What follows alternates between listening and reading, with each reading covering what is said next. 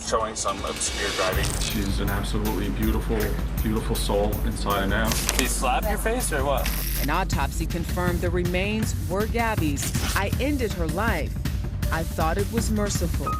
Gabrielle Gabby Petito, born on March 19, 1999 in Long Island, New York, raised in a loving family that nurtured her curiosity, she developed a deep love for adventure and self-expression. Gabby found a creative outlet through social media, where she shared glimpses of her travels and nature-filled experiences. Her warm and engaging presence online attracted a loyal. Gabby chronicled their journey on Instagram, sharing breathtaking photos of picturesque landscapes, candid moments, and the thrill of adventure. Friends and family enthusiastically followed her updates, supporting their travels and celebrating the vibrancy of youth. As a precaution, the officers chose to separate them for the evening, hoping the time apart would help de-escalate tensions.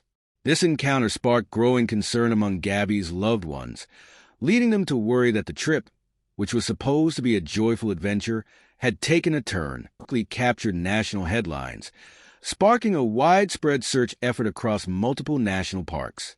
Authorities scoured large areas in hopes of finding any trace of her, while the public rallied behind her family.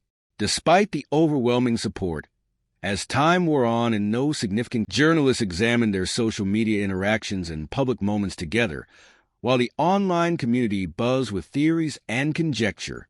Amid all the speculation, one thing was clear: Gabby was unaccounted for, and Brian had emerged as the central figure in the investigation. As the search for intensified, the public sought clarity and updates. At the same time, many recognized that signs of abuse can be subtle, often manifesting as emotional distress or controlling behavior that may not be easily seen by others. Gabby's cheerful social media presence contrasted sharply with the difficulties she may have been experiencing in her personal life. Dedicated to increasing awareness about domestic violence and offering assistance to those in need, Gabby's parents, Cheryl and Joe Petito, became vocal advocates for justice, emphasizing the importance of identifying the signs of abusive relationships and providing support for those affected. I get people messaging me all the time that they were inspired by her to get out of a relationship. Well, if we can save just one person, that would be justice. For me, it means preventing this from happening to someone else. If we can try and make that change, that's what we're trying to do here. And that's justice for me.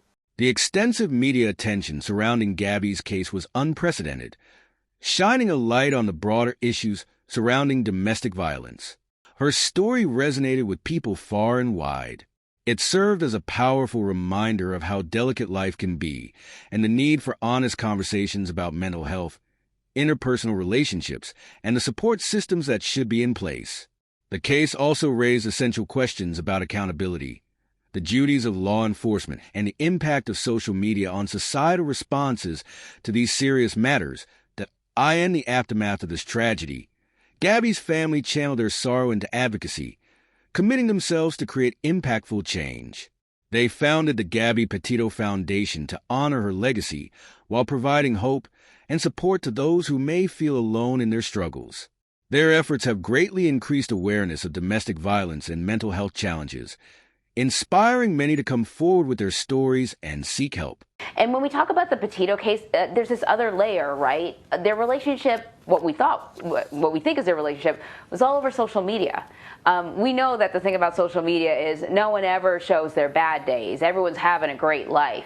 But I'm wondering, when it comes to toxic relationships and abusive relationships, when you kind of fold in social media, does it make it even more challenging for outsiders to recognize that there's a problem here? Because the public face of the relationship always looks happy. Well, absolutely. That's what I call the Facebook fallacy, right? Everyone wants to try to put their best foot forward. Healthy relationships are based on trust, communication, and mutual respect. And it's very difficult to know what's going on. I always say that the only two people that know what's going on in a relationship are the two people in the relationship. But there are some signs that we can look for, and there are some lessons that we can take from this.